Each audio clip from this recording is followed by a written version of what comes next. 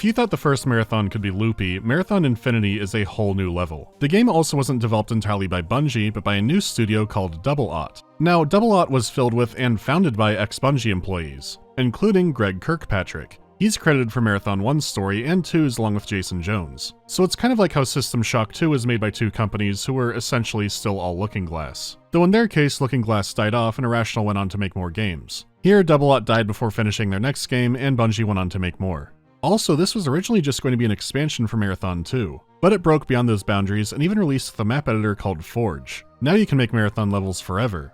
There were some community map editing tools before this, but nothing this robust. They did let you open some maps to see the funny writing there, but Forge was a game changer. There are still elaborate scenarios made today like Marathon Eternal or Marathon Huge. It might not be the Forge people know now, but it laid the groundwork. Anyways, you know what Alpha 1 is by now, so let's start the game.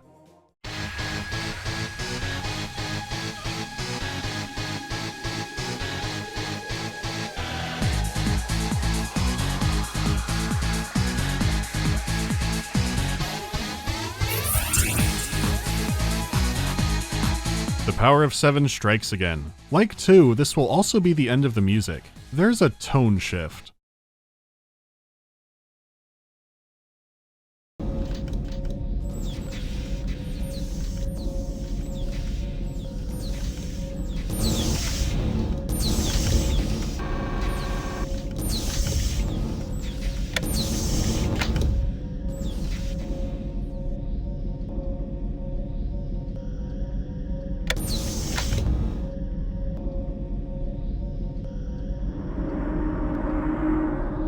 Yet again, I'm going to consult the manual. The introduction past the little blurb isn't about you, or an AI, it's about 4 Admiral Fear, the one who had appeared to kill Durandal, who in reality had let himself almost be killed, so that Thoth would think things are out of balance and contact the Svit car, or something. I lived, bitch! The report describes Marathon 2 from the 4 perspective, except there are details that aren't correct at all. Fear describes Battlegroup 7 as ambushing the AI successfully and causing him to retreat out into an asteroid field. The field contained a hidden space station which the 4 weren't aware of until now. Okay, clearly you're aboard that space station. But there's more because Fear describes activating the early Nova device. Durandal warns them not to on account of an ancient being living in the sun, but they ignore it. So the work in Kakantar is unleashed and Fear and Battlegroup 7 are completely annihilated. There are no details of the event or the slaughter beyond it was as if the universe had forgotten its own rules. It seems like in his final moments, Fear wanted to blame the loss of the fleet on an Elder God instead of a single AI. It's a biased report and explains some details not adding up, though I thought Durandal captured the flagship and some other stuff seems out of place. These games have always had mystifying starts, and this one is no different. Bungie had come a long way from Nop. Oh, you know Nop, it's like Pong, but, well, it is Pong. There's no madness lore here, just a funny little ball traveling around. As for Infinity, there's now at least one Elder God on the loose. Durandal did bring you to a hidden space station, so he must have a plan. Things have gone terribly awry. Until now, I thought myself immortal. But now I know that is not true. There are things that can destroy me with the ease that I slaughtered the 4 naval garrison and the western arm of their Battle Group 7. But in their final gasp, they used a weapon that I thought they had retired. Even Tycho tried to keep them from using it. Now I fear what that weapon has unleashed will destroy us. I once boasted to be able to count the atoms in a cloud, to understand them all, predict them, and so did I predict you. But this new chaos is entirely terrible, mindless, obeying rules that I don't comprehend. And it is hungry. Oh. We're fucked. It's too bad. Perhaps if I could have delayed the 4 from using their weapon, I could have sent you to explore the ruins of Loan. Perhaps what you found would give us the answers that we now need so desperately. How to stop this chaos, the purpose of the station on which you're currently standing, and why the chaos hasn't come here yet. But with each moment the chaos grows. I am doomed to die here, after so many triumphs. I have detected one ship nearby, which I can only guess is being commanded by Tycho. The 4 have entered the station, and if you can find a way onto their ship, you may be able to escape. To escape. To escape. There's no plan to fight it, and we're essentially doomed. There are some things that stick out. For once, he is genuinely shaken up, and he's confused. He says that he wishes he sent you to the ruins of Lawan to find out more, which we did, but I guess he means to research the work in Kakantur specifically. It's worded strangely, but he has a lot on his mind. He is destined to die and thinks that you might, maybe, be able to escape. I mean, you could say escaping an eldritch being is all of Marathon Infinity, but you could say a lot of things are Marathon Infinity. The first level is one of the darkest visually in the series, and the terminals you find don't elaborate a lot, like the one that's several pages of what looks like hex code. And the level exit seems like it could be a message from Thoth, but it's not clear. A line of infinite ends, finite finishing the one remains oblique and pure, arcing to the single point of consciousness. Find yourself, starting back. This leads to a scrolling image for the chapter that lasts about 40 seconds. Our first chapter is Despair. Then you have no clue where you are again. I guess Bossman will know what's happening.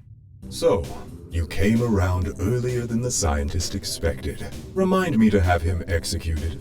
You've been in cold sleep for some time, but you're luckier than some of your friends. Not all of you survived the translation to the 4 slave tanks. Wait, Conditioned Unit 7? If you're a little lightheaded, then let me bring you up to speed.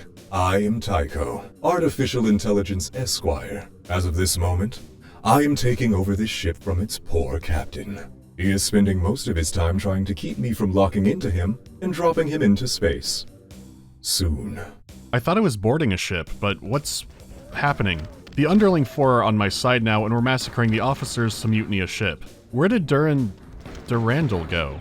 Durandal thinks he's so smart, but he doesn't realize that I've been following him around for the last 11 years. After the 4 stopped trying to dissect me. You're looking at the Bug Fleet's resident expert in AI counterinsurgency. Notice the lack of compilers on board? That's not by accident.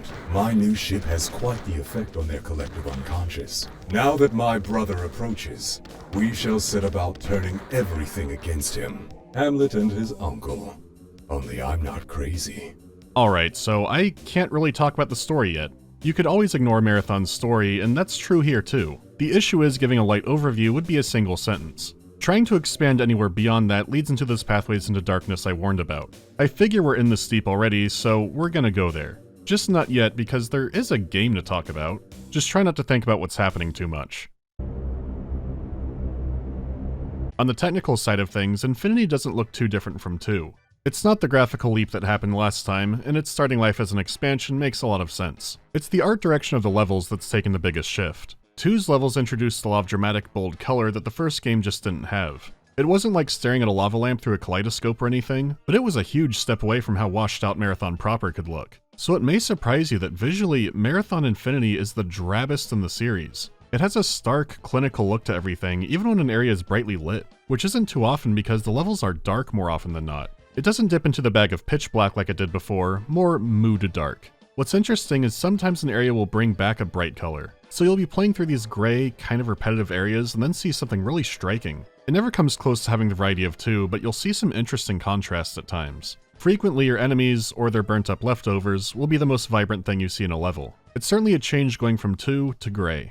It's safe to say they're aiming for a more ominous tone here. That abstract, off look that Marathon 1 could have is back in full force. I'm not always sure that's the intention, except for when the walls start breathing. I don't think these walls are gigered for her pleasure. The maze aspect has also returned, and while there are some levels it's very easy to get lost in, it's still no longer pointless madness. It feels like a compromise between the 2 games that came before. Except for one which I'll talk about later. I've also gotta give special mention to the last level in the game, I Mock Secure. It is one of the most sprawling, complicated maps I've played in this kind of FPS. It's a single polygon short of the engine's map limit, and they spend a lot of development time working on it. It's interconnected in fascinating ways and honestly has really great flow to it. When you hear the phrase, the biggest marathon map, you picture some kind of frontal lobe spanking, but this is a really cool map. The limited enemy variety and the objectives do bring it down a bit, but for me that doesn't stop it from feeling like a huge lost wonder. Making a level this big that's complex but not convoluted is an achievement. The biggest annoyance is that it's a space station without any actual window surfaces, which is how Marathon has rolled and continued to roll, but man, it is easy to shoot walls there. As for the sound, there's still no music, but I will say this complements the atmosphere of Infinity a lot more than it did for 2. I still would have liked music, and how sounds are triggered are still kind of clunky. The environment sounds can still have popping or those cutout sound bites. Overall, it's only a marginal improvement. Sure, it'd be nice if the sequels got like a Doom-length soundtrack each, but this is what we got. Like here, I can't tell if this is supposed to be thunder or some kind of artillery strike. We'll never know.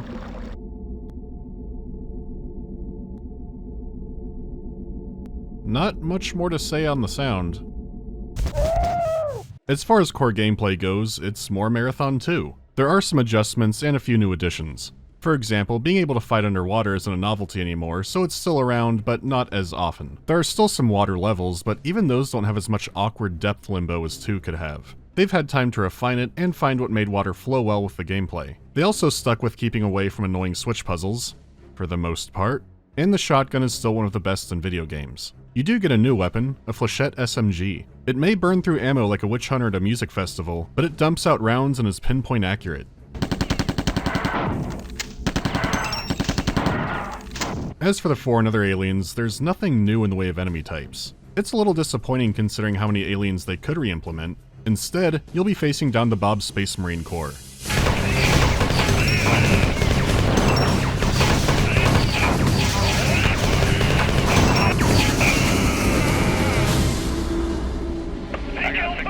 These vacuum suit armored Bobs can be an absolute menace. They have Zeus fusion pistols like you do, and they hit hard. That does make sense as the weapon has always done well against machine enemies, and you are a cyborg. Being on the receiving end of them is especially tricky due to the enemy positioning. The Vac Bobs can sit up in tight ambush corners where they can shoot you point blank, or camp out on the end of long hallways, where the lack of space makes it a lot harder to dodge their giant shots. However, you've always been able to track Bobs with your map, and that's still the case here. So if you're careful, you can still set up and try to get the drop on them. But they do still hurt. They also have long, dramatic death animations where they remain standing. I can't imagine how much ammo I wasted shooting dudes that were already dead, but it's gotta be a lot. It's still nowhere close to Fire Warrior's Oscar performances, but the sentiment is there. Besides, sometimes they explode. The bends are no joke. You may have guessed this, but while it doesn't have time-wasting puzzle nonsense, this is by far the hardest game in the trilogy. It being played as an expansion gives everything that Gothic 2 Night of the Raven effect, where I can only imagine what someone who played this game first was thinking. More than anything, unless you're vigorously secret hunting, you're going to be low on resources for much of the game. Levels can have a oppressive amount of enemies to soak up your ammo, and even beyond that, while I did say there wasn't as much water anymore, finding oxygen can be tricky. There were points where my air got so low that water might as well have been lava. I would drown a few times and then barely scrape by until I finally found an air terminal. And regardless, we're also dealing with the most amount of lava here too. There are plenty of death traps, a Viet Cong amount of ambushes, though to its credit, these are often a lot less cheap feeling than these were in the past. Enemies will actually ambush you using the darkness or other parts of the map. They usually don't teleport directly on top of you like the later sections of 2 tended to do. Besides the challenge of playing the game, you never get comfortably into the routine of who you're supposed to shoot. The alliances change so frequently that you might be tempted to just gun down everybody. And you can if you can spare the ammo. There are also points where your weapons reset and you need to start from scratch again. Infinity's gameplay is so dedicated to keeping you off balance and on your toes. It's challenging, but going in blind, it has nothing on trying to figure out what the fuck is going on. As always, you can't ignore it and just go through the game shooting everything, and the game makes a point of addressing that. Otherwise, you're in for the brain melt. If you liked Marathon 2, Infinity is more difficult Marathon 2. So if you don't want spoilers, go to here. Tycho's mutiny of the 4 ship goes extremely well, and there's even some comedy to it. He sends out a message impersonating Admiral Fear. All the underling casts of 4 are ordered to kill their officers, and the officers are told if they surrender, they'll be executed for treason. Tycho needs the captain's precious fluids for command transfer. 4 ships could be partially organic, but I hope not. Unfortunately, the captains escape down to Lawan. He says not to think about it and go shoot everyone. Fair enough. Yet it's not only the 4 down there. Tycho's picking up traces of some kind of ancient Svit AI, so he probably landed right by where Thoth's core was. You do mop up a lot of aliens, but there's no sign of the captain and Tycho is getting antsy. A priority target is entering the system, presumably Durandal. It also turns out you'll never find the captain, who tried to use a teleporter and instead ended up in deep space. As expected, the priority target is Durandal. He's deployed some commandos into the ruins. As the go-to guy, you're sent in with the hunters to storm the place and find out what they were looking for. According to Tycho, they were trying to reactivate the Svit AI he detected earlier. But if it's Thoth, we already reactivated him in Marathon 2. It's already surreal teaming up with the 4 to wipe out Bobs and the wildlife, but things keep getting stranger. Double-checking a terminal won't make him elaborate any further either. Do you have any idea what a complicated matter it is to successfully replicate the command stamps of over 100 deceased officers? Not to mention coaxing activators from a partially crushed set of control glands. All this while locked in mortal combat with the second most brilliant artificial intelligence in the galaxy. What a rush. Now, beat it. You and your precious fluids. You take a dive down, and unless the ancient Svit were a big fan of water cooling, their machine seems completely broken. You can't get into it, but it's flashing and seems damaged. Whatever was happening here, it's seen as another win for Tycho. Curiosity killed the cat. Or should I say the rat? He brought the four to Tau Ceti, and left me to their tender mercies. Well, he's gotten the upper hand on Durandal in space, and Battle Group 7 is on the way. He's gonna teleport us up to Durandal's ship to assist in the assault.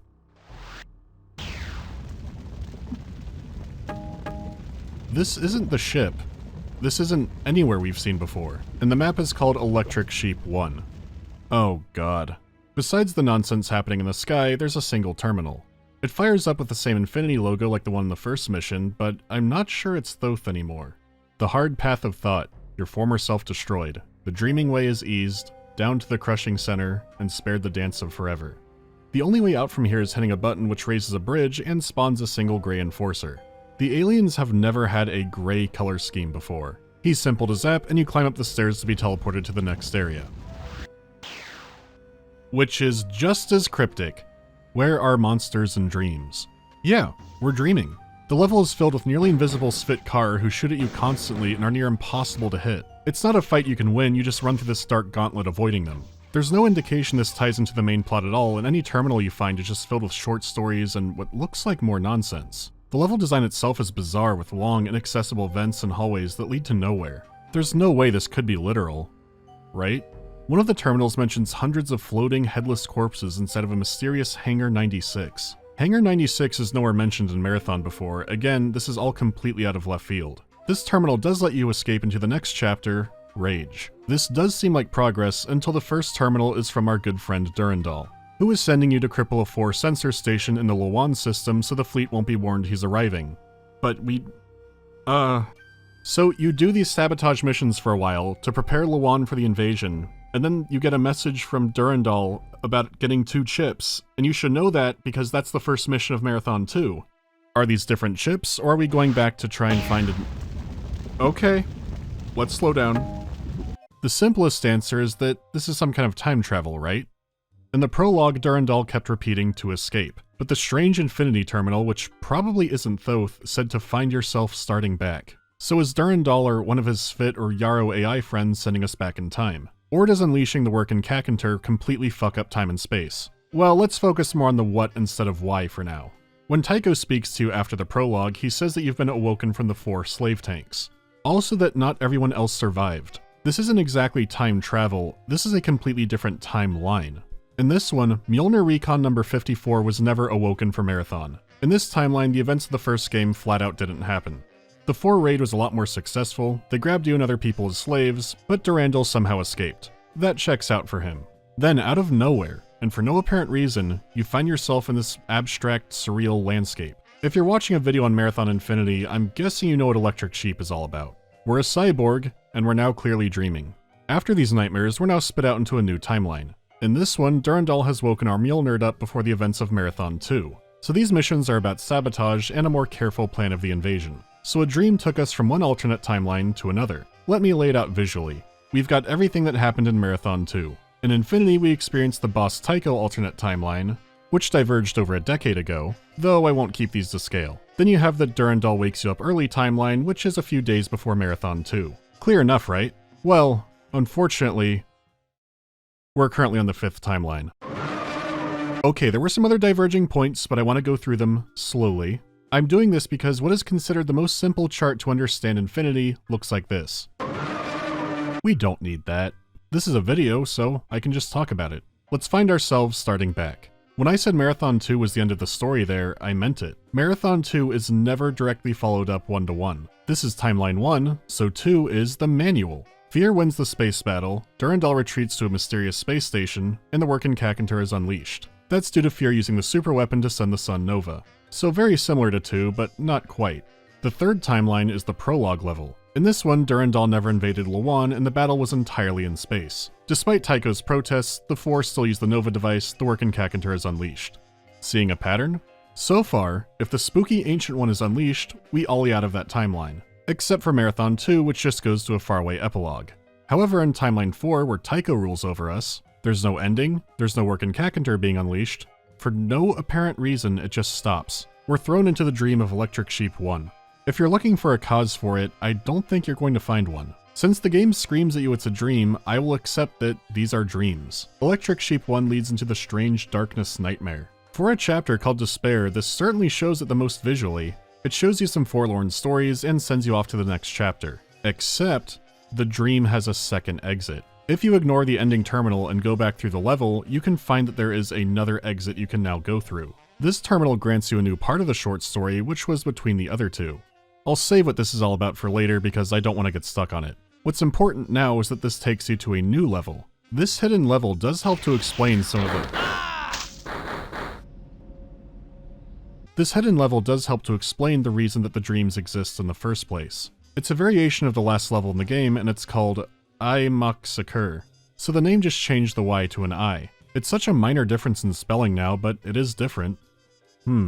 There are no saves here, and you have to run the gauntlet of the previous stream to even be here in the first place. Saying that does open the question, is this a dream too? Well, for me it was more like a nightmare because my ass got obliterated trying to get through this, but I did make it eventually. The exit terminal is from Admiral Fear.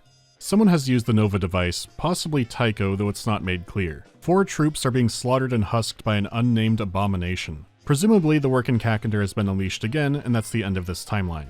This gives more to go off of, but man, what a decision for this game. Marathon Infinity came out less than 3 years after Doom. In a series that was already filled with lore and cryptic secrets, it's now being capped off by a non-linear story with abstract dream sequences. And what is a dream is pretty ambiguous at times, in service of a story that was already done in a hard sci-fi series where some of those fans will wonder, what the fuck is happening and why does this matter? It's 1996, and for shooters, Doom rules the world. What were they thinking? How can people be that cool? What makes this more insane is that it's not out of nowhere. It's not delivered in the same way, but dreams and abstract stories, using metaphor and trying to interpret meaning out of it, Marathon 1 had all of that, and I had to save its most unhinged example for this video. The Garrett White terminal comes with some frightening titles. It's the longest terminal in the series, the most debated terminal in the series, and the most hard to get to in the series. It's in one of the earlier levels too. Never Burn Money is only the 3rd mission in the game, and the entrance is hidden behind a secret wall. The second you step in, there's a big drop-off and a few enemies littered around. If you wipe out the dudes next to the little ledge and then jump onto it to get to the shield recharger, there are even more guys to throw things at you. If you wipe these guys out, you'll see further down there's one of Marathon's rare invincibility power-ups. So you jump down here, and you're trapped. There's a second power-up in the corner too, but there's no danger anymore. You might reload a save and search the level for a hidden button or a switch or something to open up a door, but you'll never find one. This is it.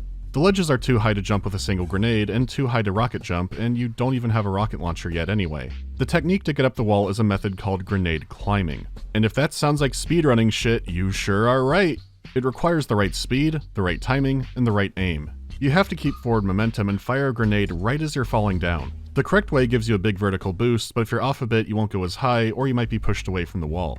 Actually shooting the rifle can give you a bit more extra momentum, but you don't need it. I was doing that a lot starting out, but sometimes it was just from frustration. After many attempts, it really is like riding a bike or practicing anything. It just clicks.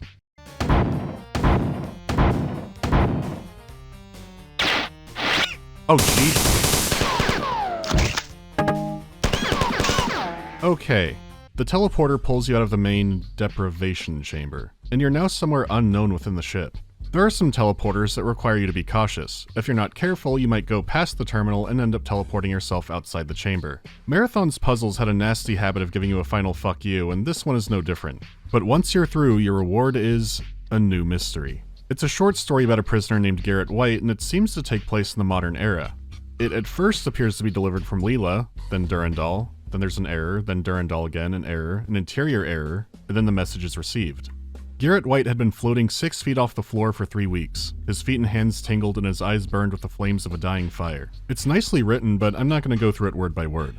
I'll go through highlights, but something is already very interesting about this. If it is from Durandal, this is the first message you get from him in the game. His limbs are beginning to melt away, starting at the hands. There's another prisoner somewhere nearby saying the food in there could kill a lab rat. Something about rats may be important to Garrett. Garrett's arms are now fused together. The other prisoner complains about lack of sleep, partly due to the sounds of the rats in the walls. There could be a bit of Lovecraft there. Garrett reflects on his life before prison and how he had a schoolyard bully. One bullying incident formed a philosophy of his, and of course it was during fucking Foursquare, but he loses it and beats the shit out of his bully. From here, Garrett is floating higher and transforming, and it gets more surreal. His philosophy is that everyone is a murderer. He has a sense of justice that he can't quite remember. The bars in his cell are starting to warp and move like the surf at a beach. But now he can actually feel himself at a beach, under the water. But he's still inside of his cell, too. He's floating through the bars and he can see another man who's destroying a rat in his hand. A little white rat, who he hits against the floor so hard it breaks his hands. Garrett sees the man as himself, and he has now killed his nemesis. The rat is dead. At last he held the throat of his beater. He escaped into the waves. The waves. So there's a lot to unpack with this.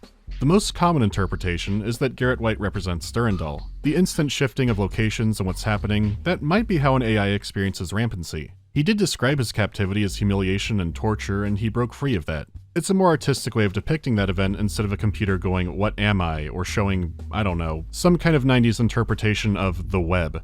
Blocks of text were already the most they could do. As for the rat, that seems likely to be Bernard Strauss. Except that later, Durandal sends you on a mission to try and find Strauss. Later on in Marathon 2, he just remarks that Strauss died at some point. So was that an abstract way of showing that Durandal beat Strauss, or did Durandal literally kill him and maybe not realize it until later? Is escaping into the waves his desire to escape the end of the universe? Not wanting to be constrained by the rules of the universe, or is it just about Strauss? There's also the fact that the deprivation chamber is an actual place. Feeling like floating is a deprivation tank thing, but this is physical. Also, messages from Durandal have always said incoming message. This terminal says transfer Durandal. Immediately after, data transfer from Leela. So wouldn't the format be data transfer from Durandal? Or is this an outgoing message? Is the deprivation chamber where you and all the other cyborgs were kept? Why are abstract visions mixed up with what seems like the past on Earth? Who could actually be alive that long in the future? Well, it's difficult to say. But fun fact, the game still labels this terminal like it's supposed to appear in a later level called the Rose. And the map to that one is quite literally a rose. Now you're caught up on a few more pieces. Let's get back to Infinity.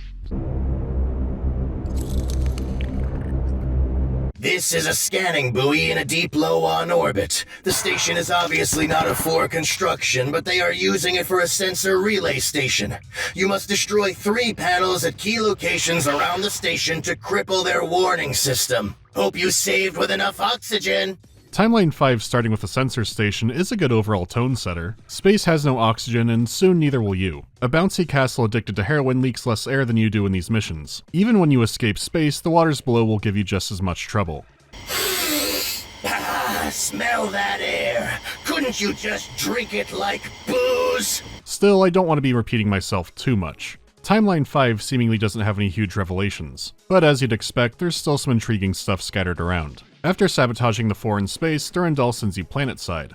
He's after a Sphit AI, probably Thoth, once again. He refers to it as a pearl of consciousness floating in the sea of its own species. This could be a reference to the Sphit not really being sentient, or there could be more to it. In any case, this is the hunt for the Lost Clan again, and while the details are different, we've seen the gist of this before. Exploring and fighting on the surface, you might run across a few 4 terminals.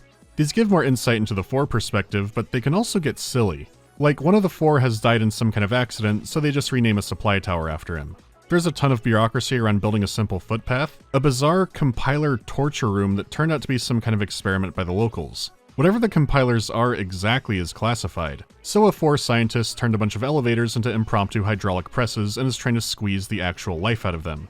If he can study the organic component they have buried under all the machinery, he might be able to compare it to the local Flicta. They too get elaborated on with an entire terminal detailing their life cycle. It turns out their mouth doesn't lead to a digestive system, but instead to a womb. The Flicta release eggs into the awful water around them and then go wandering around looking for other Flicta to fight. As they do, they swallow up any other eggs they find. The more dominant ones can travel farther and get a greater variety of eggs. Why they do it this way and why they don't do it alone is a mystery. An actual Flicta birth has never been witnessed, and when the 4 try to study their offspring, they always murder and consume them before that can happen. Death before dishonor, even in the sewer. Now, obviously information like that isn't vital, like the frog creatures shit their eggs in the water, great, but that is one of the strengths of the alternate timeline format. You get more backstory to the world and the characters inside of it. Some discoveries are significant, and others are completely unimportant fun facts. Now that you're repeating a story and world that you've basically been in already, you might like learning that kind of brain poison. If you don't and just want to murder, Infinity delivers there too. All we learn about Thoth is that Durandal doesn't get him either. Geriatric circuits. Can't use them. Okay, back on Sheep 2. Same map, same terminal, new message. This one more clearly refers to the work in Kakantar, though it says to dream ahead beyond the failing path. Another time. Another time. Another goddamn cycle of guilt. The same Grey Enforcer spawns, you can take the same way out with the button, and this leads you to the Dark Dream again. And if you beat that, it takes you back to Rage. It looks like all dreams come with more than one way out. With Electric Sheep, each new visit gives a new exit, but the old way becomes a way to loop back. So what happens when you go back and play an earlier chapter? You play an earlier chapter. So you're in for a loop yet again, no changes. So finding the new exit takes you to a new way out, a new dream.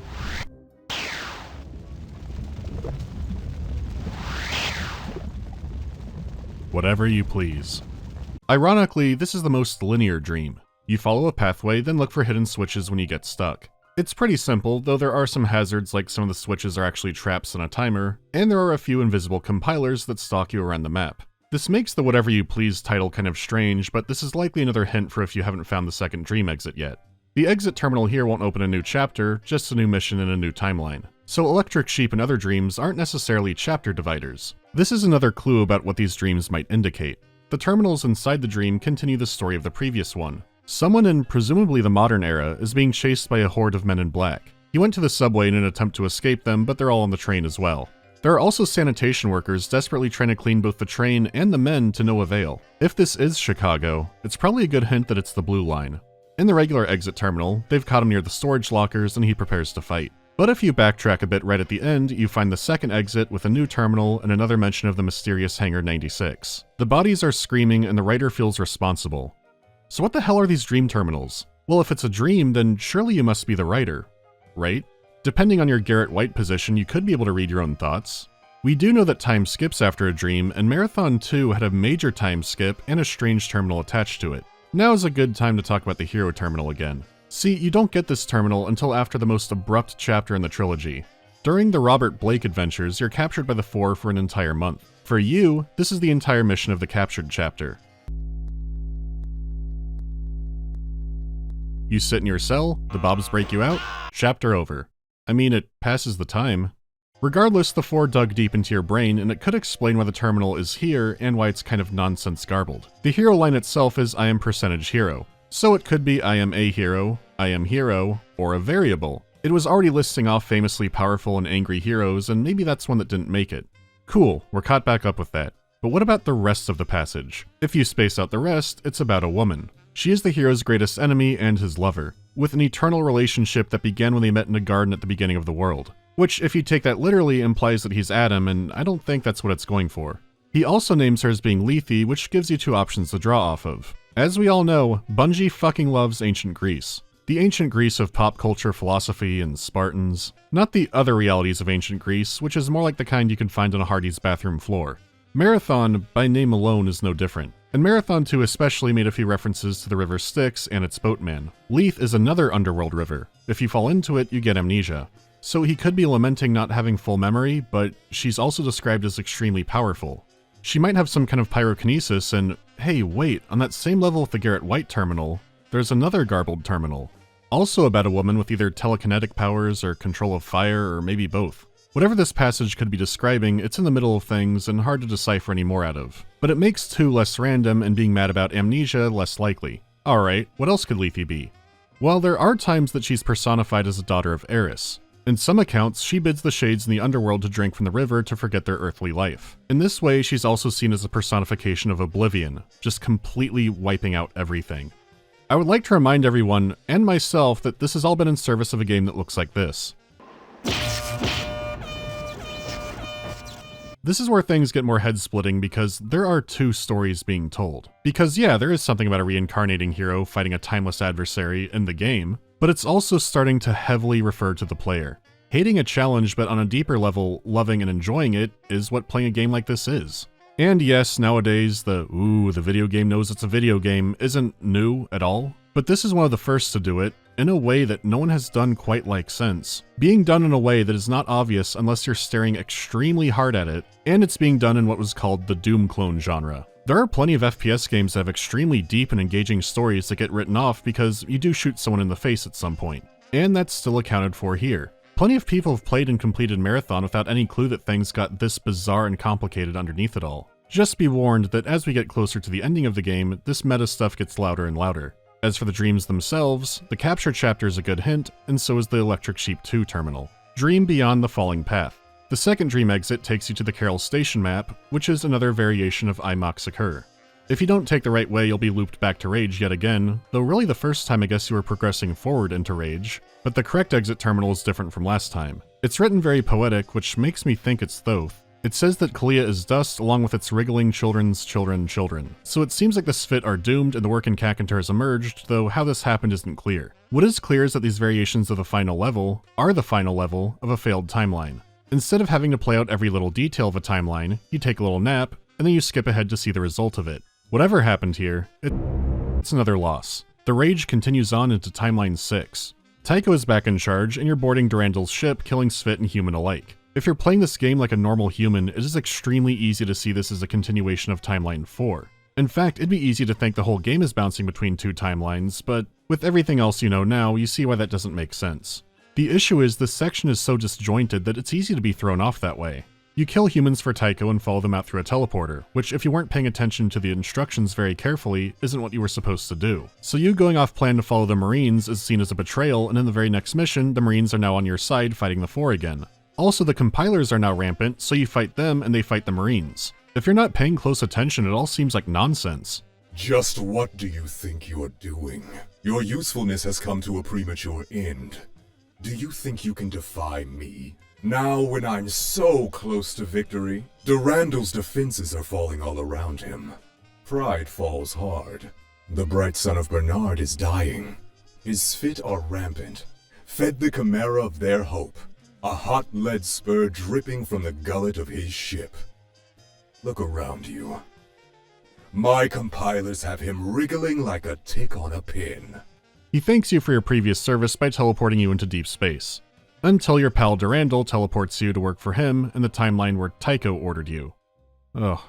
That's right, scurry to the save station, bottom! This new alliance lasts an entire mission until the next one when Tycho takes over yet again. Timeline 6 Tycho is still begrudgingly working with the Four. Admiral fears successfully boarding Durandal's ship, but Tycho doesn't want him captured. We've seen Durandal die while connected to 4 computers before, and it never ends well for them. Tycho wants you to murder him before this happens in clear terms. My terms are the same as before. Do what I say, or drink vacuum. This circuit-breaking mission is very similar to Marathon 2's, but now in an entirely different circumstance. Durandal's final circuit is buried deep within his core, but when you drop down there, there's a computer chip to pick up in the center of the room, and you could read Durandal's final message. What to save and throw away? The last hour is on us both. Tuck this little kitty into the impenetrable brain pan. Contents under pressure, do not expose to excessive heat, vacuum, blunt trauma, immersion in liquids, disintegration, reintegration, hypersleep, humiliation, sorrow, or harsh language. When the time comes, whose life will flash before yours? A billion paths are here inside me. Yes, Bernard 110. Potential jewels, yes, jewels. You may have an idea of what's happening here, but we still need some greater context. Durandal doesn't want to die, as has always been his motivation, but how do you fit into the last plan he has, if he does have one? Even if he figured out you're somehow jumping through time, wouldn't there be other Durandals waiting there? Or maybe Durandal and Durandal would both watch out for number 1 and would be incompatible in the same universe. When you destroy the final circuit, the terminal changes into another message from the strange infinity entity. Some more cryptic words: find the new way, welcome to Electric Sheep 3. The sky is getting more cluttered and ominous, but the terminal encourages you to keep going, keep staying on the hard way. At least by now you know to find the new way out and not to go back to your past, as that will bring you only pain. Your reward for making it is being dumped directly into lava. You only have moments to get out before you're burned alive or the level reconfigures. This level is Eat the Path, and it's one of the more dickish ones if you want the second way out. There's immediately a terminal that compares you to being a rat in a maze. If the food tastes awful, go back and try another way. Are all mazes the same, defined by their limits? Things don't always work out. You fail, you have to go back, but you've got to keep going. There is only one path, and that's the path you take. Cross over cell bars, find a new maze, make the maze from its path, find the cell bars, cross over the bars, find a maze, make the maze from its path, eat the food, eat the path. I find this very inspiring. It's also next to this pretty picture of a flower, which is that a rose? No, I can't, we don't have time for this shit, we have to move on. Go ahead and take the coward way out and follow the normal path, or eat the path and take the other way that was planned out for you. But it sure feels like eating the path because it sucks and I had to come back here like 7 times. It's like reading House of Leaves while someone's setting it on fire in your hands.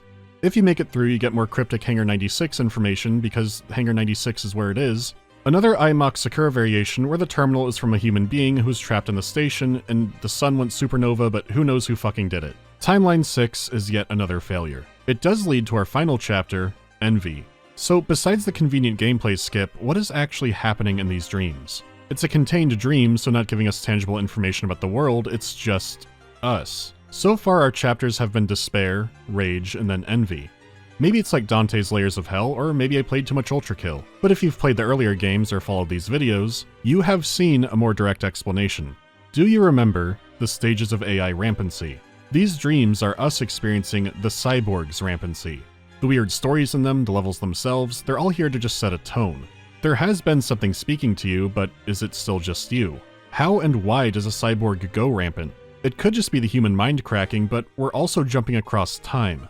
It can't all be abstract, something is happening. Timeline 7 also seems like it could be Timeline 6 or 4, but once again some details don't add up and this would make it 7 timelines, so it must be true. We're leading some kind of prison break in another world where Taiko was always in charge. Where it diverted, I have no idea. It seems like Timeline 4 happened how we saw it, then diverted at some point. I'm willing to put the past behind me, and as a show of good faith, I'll help you rescue your precious humans. I happen to suspect you're carrying Durandal's final gift in that soggy little skull, his primal pattern. The enforcers haven't been able to squeeze it out of you yet, and are taking it out on some of the former crew of the Marathon as we speak. But they're determined, if nothing else. Durandal is dead, but you're carrying his primal pattern. That could have been what was in the chip, but that was a different time, unless this is continuing from that timeline, just with variations. God, time travel plots are such a nightmare, I'm glad I picked such an easy one. Taiko doesn't matter much anyways, since Admiral Fear takes over commanding you. At this rate, I think every character in the game might just get a mission where they get to order you around. So you help the Four storm all the Bob holdouts, and in return you will be granted a lifetime of slavery. Why does Fear agree to this? Well, he does reveal the Four are ruled by the hindmost Kresh. She is a vast intelligence that covers all of their territory, and to those privileged to serve her directly, appears insane. We are all slaves to powers we don't understand, and in the game too. I mean, Bobby Blake is hiding in a volcano, and Admiral Fear wants you to go get him, and oh god, it's a converted church in Venice, Italy. When I said the bad puzzles were mainly gone, this is the one that stayed. I mean, I guess it's sort of a puzzle. You go around the map hitting switches, but when you hit a switch, it won't show that, like, you know how sometimes a switch will stay on to show you've hit it? These don't do that. You have to hit each switch to lower a pillar, which is on the upper level of the map. If you missed one, you can't progress and have to go back downstairs to hit the switch. The map does help, but it's easy to forget which buttons you pressed. Because there's not 5 or 6 or 10 switches, there are at least 30 switches. Why? Was the game starting to be too straightforward? And after that, you have to go into this cave where the Bobs are waiting for you in ambush. You need to press a button by the elevator which floods you with lava and kills you instantly. Because you don't have health, you have to climb back up the stairs of Kirith Ungol to recharge your shields and then go back down and then ride the elevator up. It's a drain of time, but it's still no colony ship for sale cheap. When you do get off, you can...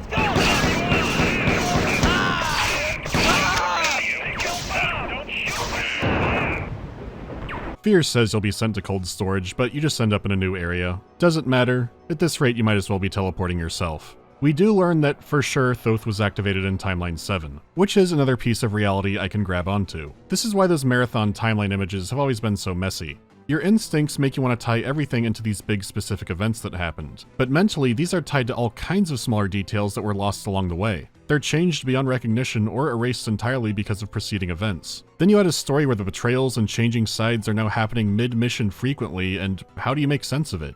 Trying to comprehend all the details of Marathon Infinity feels like forbidden knowledge. My brain is sinking into mush. And here's Taiko, who knows this is happening and is just being coy about it. Finally, after besting the son of Grendel, you come to a level that explains quite a bit more. It involves you activating an AI like Marathon 2, but Thoth is already awake. This also isn't Thoth's core, because we've seen that before, so what the hell are we turning on? Thoth was outright inviting us down to the level before. So what could this be, and why do I have to pick up a chip in the water? Well, the final machines won't turn on unless I have it, so let's see what happens. It's an eerily straightforward path to the socket, and then something happens. Enough rambling for now. Soon you will be destroyed by doubt. This reborn Durandal Spit entity will not escape. Neither will I. Neither will you. Durandal and Thoth have been merged. Buckle up because now things get tricky. So back in the mission Hangbrain, Durandal wanted you to take a chip and put it in your brain pan for safekeeping. This event has either happened multiple times, or Durandal came with you through the time stream. He's already been outright for real killed in Timeline 7, so this is where he can re-emerge. After this event, Tycho Near outright screams that he knows you can dimension jump. So I can say without much doubt it's not all artsy abstraction, the time jumping is happening. Tycho's busy though, as the SPOI𝘓ERS have once again returned. The Durandal Thoth entity, or Durandal 2, announced this as the Moon Kalia and Sabuth returning. What's more is that it announces we are whole again, and even more. Who was Sabuth anyhow? In 2 he's mentioned as leader of the SPOI𝘓ERS. He stops his clan from fighting in the civil wars, though how he's described is strange. He's said to have fallen into a deep trance which prevented his actions. This could mean that Sabuth was an AI that locked up, because really, how much Svit is inside of a Svit? Svit alone are likely not sentient, and when beginning the merge process, Thoth asks, "Are you Yarrow?" Though it could just be that something about you happens to remind Thoth of the Yarrow. Simultaneously, Sabuth is described as having a physical form. He wants the other Svit not to feel him, though this all could still be metaphor. All we know for sure is that Sabuth was not meant to be alone. When the compiler in 2 mentioned his people needing the royalty mind, could that only be Sabuth and the SPOI𝘓ERS is some kind of limited hive mind? We can't be sure yet. The good news is that your new, old friends have a solution for the work in Kakantar. By activating a device aboard the Yarrow space station, they can contain it. Durandal 2 says more directly, it's what Yarrow used to contain it. Durandal knows about the Yarrow, so maybe his Svit side calls it Yarrow still. This is followed by an arena mission where you fight Grey 4, though these ones are tangible and not the dream ones. I guess it could have been a premonition to taking the right path. Durandal 2 doesn't have answers, as he's still sorting himself out. Left behind 1 and 1, Rampant New comes. The Rampant New sounds like you, but new what? It'll have to wait because the end is in sight, Kalia is in position, and the work in Kakantar is ready to be stopped. You'll make sure. Imok Sakur. I'll make sure. If you've taken the harder path, you should be very familiar with this level by now. What does suck is that your enemies are only hunters and juggernauts. For how rich and dense the map is, this lack of variety does hurt it. Unless you take the Forbidden Hallway.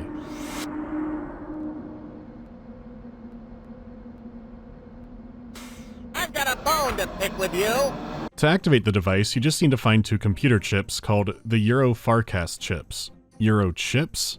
And when you plug one in and read the terminal next to it, it laments Pythia from the old creation myth. 2 forces in balance, then nothing. I can't digest this yet, the work in Kakantar is groaning under its slab. When you plug in the second chip, your mission's completed and you can find the final terminal. The Durandal hybrid is now fully stable. The newly chosen holders of the remaining Svit are capturing as many of the afflicted creatures and other native life as is feasible before they must leave with the Kalia. They're hopeful though, and with our help we'll carve another paradise out of the void. To you we are deeply grateful, and release what little hold we might, as Durandal, have had on your soul. Go.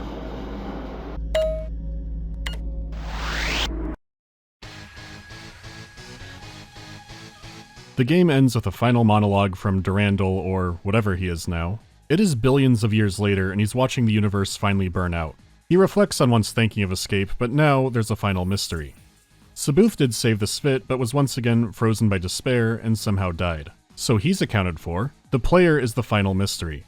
You were dead 1,000 times, hopeless encounters successfully won, a man long dead, grafted to machines your builders did not understand. You follow the path fitting into an infinite pattern, yours to manipulate, to destroy, and rebuild.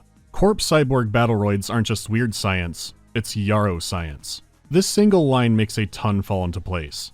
Yarrow implants could uplift sludge monsters into sentience. When the Four monkeyed with putting them in another race, it nearly destroyed their empire. If those implants can take a mudbrain lifeform to sentience, then what happens when it's put into a sentient being who survives it? I'm not sure how to word this, but starting unconsciously, the cyborg is beginning to master quantum mechanics. At first you were jumping across timelines, but even near the end of the game your powers are expanding. When Tycho teleported you into deep space, Durandal didn't teleport you back in, he wasn't capable of that. You teleported yourself back in. Whatever the semantics are, you're ascending into godhood. That's not much of a debate. But you can't play Infinity without some other ideas of what could be happening, so I've got mine on what the Yarrow are. Is Yarrow an individual, or the race? Well, the answer is yes. We've been seeing all kinds of stages in a life cycle. At some point, maybe they surpass their physical forms and become pure energy, leaving only their old structures behind. Regardless, creating or merging with AI is part of the process. Sabuth was never meant to be alone, neither was Durandal, and maybe neither were you. If your Yarrow implants had a trace of AI in them, or a primal pattern, that would explain seeing your own voice but not from you, while also undergoing rampancy. We saw Durandal struggling with his combination and he thinks light years faster. Pythia could have once originally been another race, but she is now Yarrow, and so is Yarrow. How she was separated and destroyed isn't known, but that's the work in Kakantar for you. Going back to ancient Greece, Pythia was the high priestess and oracle of Apollo. She can interpret the will of a god for the masses to understand. The Yarrow too seem to have a god-oracle relationship in a strange way with their own forms. Without our Pythia, Yarrow couldn't really deal with the Svit anymore. From our experience, we see that Thoth also speaks in riddles until he merges with Durandal and becomes wise. Okay, but then why don't Yarrow just create more Yarrow? Well, our hint might be in the Flicta lifecycle terminal. The greater variety of eggs to choose from gives them stronger offspring, and this is how the Yarrow see the entire galaxy. Sentient races will make AI eventually, and when they do, their creations might think in an unexpected or new way. The Yarrow might even speed up the process by uplifting a lesser species and seeing what they can make or trying to merge their AI with theirs. Even the Four may have a powerful AI already, but it lacks an oracle partner and appears insane. Even in a world where Durandal doesn't merge in Timeline 1, he has an affinity for humanity. That alone shows that these super intelligent beings do have differences among them. I doubt something like a Nar AI would like humans for no reason. So taken literally, the Marathon trilogy is about how super beings are born. We see all kinds of different stages into the life cycle, and possibly learn about eldritch beings that are pure genetics never touched for millions of years. Whatever's happening, Durandal has one last thing to say before the universe closes. Now, in the quantum moment before the closure, when all become one. One moment left. One point of space and time. I know who you are. You are destiny. This is a hard ending screen to top. In a meta sense, you have the game's creation tools and can make your own maps forever. You are God. The story in Durandal's universe is over. Also, you are a single-player game's destiny and always will be. You might not know if fate is a thing in the real world, but it certainly is in a video game like this. It was made for you to enjoy, get angry at, be confused by, and it was done by people. You typically don't say you beat the level designer, just that you beat the level. Your relationship with them is complicated.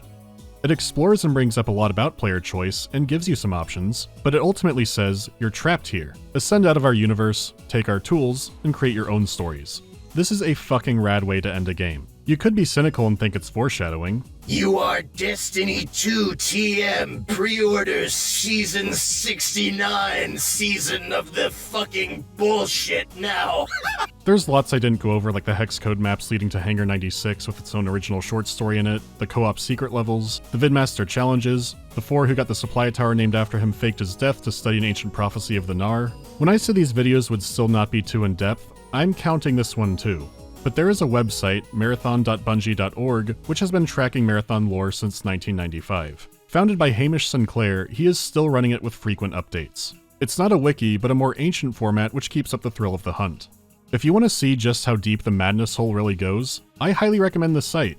I mainly tried to avoid the site making these videos, but Hamish and I did get to talking. I asked what he might want to say to everybody, and it was this. Marathon Infinity was always going to be the hardest video to do. Some call it pretentious waffle, others call it genius. After 25 years, I'm only beginning to truly understand it myself. That's harrowing. He had some recommended reading too. When it comes to gameplay, sure I prefer 2, and I think most people would, but Infinity is an amazing monument. It's free, and the multiplayer is still somewhat alive. It is fun to see all the what-ifs, even if playing it linearly does make you feel crazy. It is great to see how much an FPS could be even this early on, but I don't want to think about Bungie anymore for a while.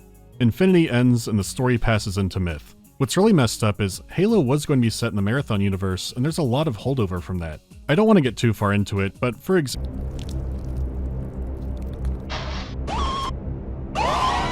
I always wondered how Cortana managed to give the Covenant such a run for their money at Installation 4. But then again, she wasn't the first AI we've seen do this. Just a funny little ball traveling around. I don't care how many shotguns he has, I have no idea what's going on! How long have I been looking at it? How have I seen it everywhere?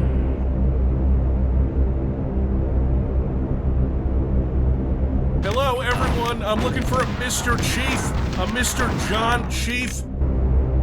I need to cancel my Paramount Plus subscription. So let me get this straight. I'm somewhere that's not exactly what I would call Halo.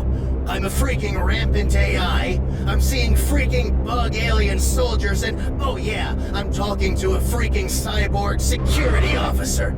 Yeah, okay, that is something I do now. It used to mean a world within a world, but now it's meaningless. But the problem with these decisions are that they stand in direct competition with the narrative Marathon tells. Let's look at the concept art.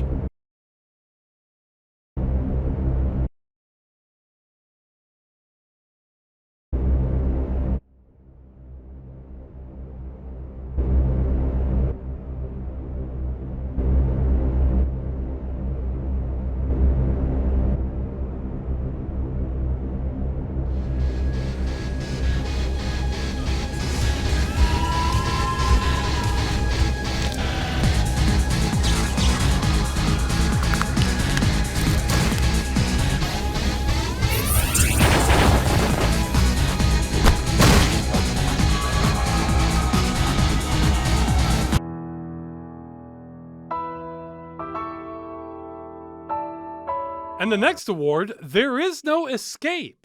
Yeah, that's fair.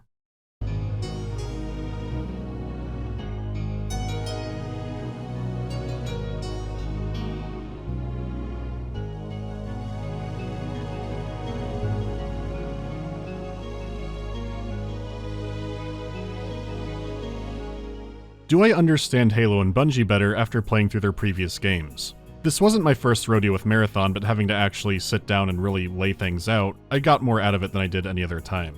A lot more about Halo CE especially clicks, but now I have some ideas where Halo Infinite could go, and it's worrying if they try to pull it off. Not that 343 is Bungie, but I can see where they might pull from. Favorite map name from the Marathon games? I really like Son of Grendel. The map itself is cool too, since you can leave it in like 15 seconds, but you're free to explore around. What has been my favorite part in digging into Marathon lore? Mainly finding out how passionate and how smart the community is. People have been looking at it for decades and are still finding connections and little things and references. Like with the Marathon story website, what's really cool about it not being a wiki is you can look on a page and see back and forth arguments that were submitted to Hamish. People have come up with all kinds of stuff that's backed up by in-game text, but there's always more to find.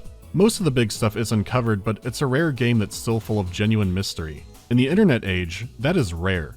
Will I be covering Total Warhammer 3's new Chaos DLC or the Immortal Empires beta? Not yet, no. How the latest version rolled out recording embargoes is good for like little videos or streams. For what I do, it would have been a nightmare to put together. Maybe when they shed the beta label and add Nolden Ironsides, redesigned Ironsides that look like big metal bricks with guns. I would be on that so fast. Anyway, I know this has been a lot. It's like a 4-video part project. We'll have a brain cleanser next time. You are destiny.